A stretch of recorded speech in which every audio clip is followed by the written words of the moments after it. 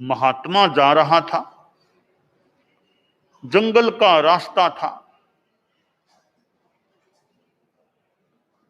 तो डाकुओं का निवास उस जंगल की एरिया में होता था। एक डाकू ने देखा, रे कोई जा रहा है, इधर से तो लोग बहुत कम आते हैं, ये आज आया है, कुछ देखूं, कुछ लूटने का हो तो लूटूं। तो एक वो डाकू दौड़ता दौड़ता आया और साधु का हाथ पकड़ा कि ठहरो। साधु ठहर गया। तो साधु का मन जान तो रहा था कोई आदमी लगता तो अपराधी तत्व है, तो साधु ठहर गया, शांत खड़ा था। तो वो डाकू बोला, तुम्हारे पास जो भी सामान है रख दो, यहां पर छोड़ दो, रख दो। साधु ने सुन लिया, कहा रखो, छोड़ो, सारा सामान यहां रखो। साधु ने कहा, रे तुम ये बात क्यों करते हो कि मैं तो डाकू हूं, सामान लूंगा, लूट लूट खसोट मेरा काम है।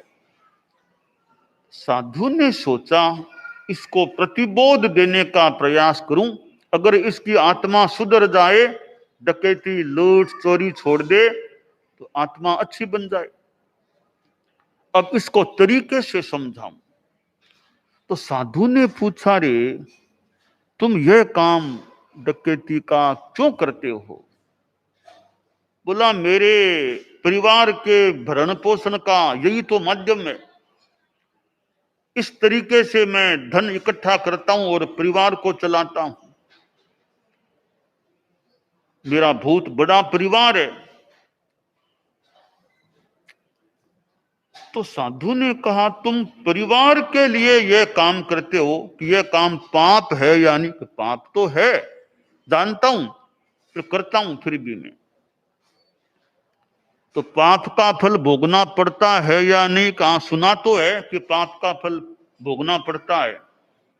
तो यह तुम पाप कमा रहे हो, कर रहे हो, इसका जब फल भोगना पड़ेगा, तो जिस परिवार के लिए तुम यह काम करते हो, वो परिवार के अन्य सारे सदस्य उस पाप का फल बटाने में तुम्हारे सहभागी बनेंगे क्या?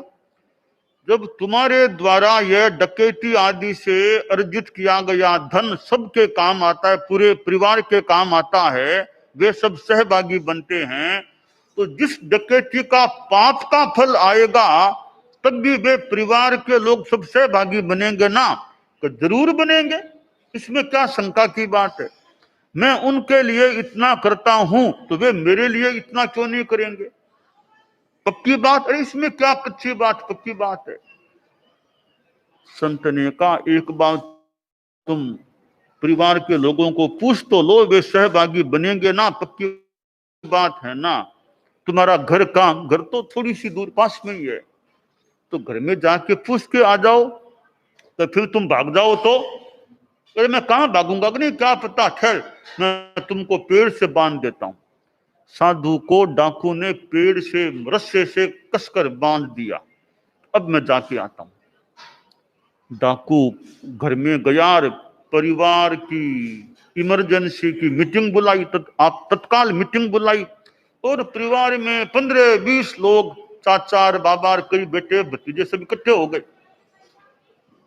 वो डाकू बैठा कुर्सी पर कि भैया एक बात सब सुनो, एक मेरा प्रश्न है, मैं जो डकैती करता हूं, जो पैसा आता है, चीजें आती है, वो तो पूरे परिवार के काम आती है। हाँ सा, सबके काम आती है।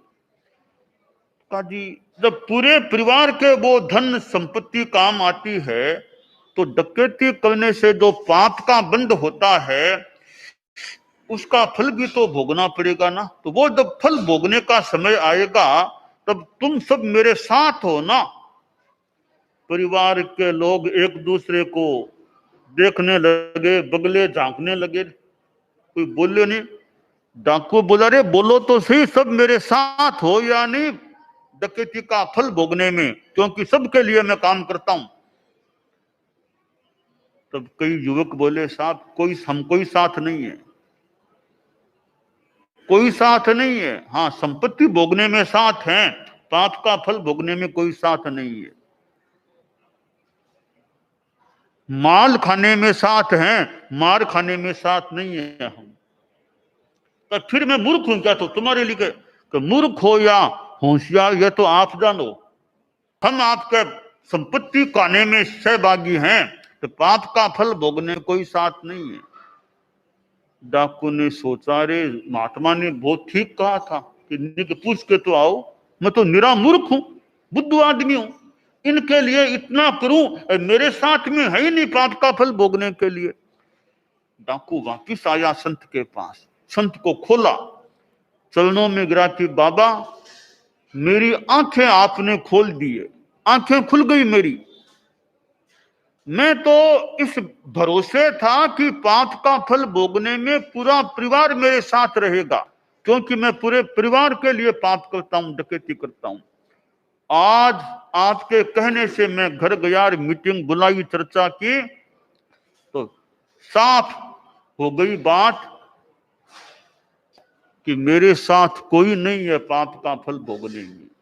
दूध का दूध, पानी का पानी, साफ बात हो गई है। मैं तो भ्रम में था और अज्ञानता में था और मिथ्या ज्ञान में था कि पूरा परिवार मेरे साथ है पाप का फल भोगने में। आज सबने साफ कह दिया, मेरी आंखें खुल गई, कोई मेरे साथ नहीं है। तो बाबा मेरा अज्ञान आपने दूर कर दिया तो ठीक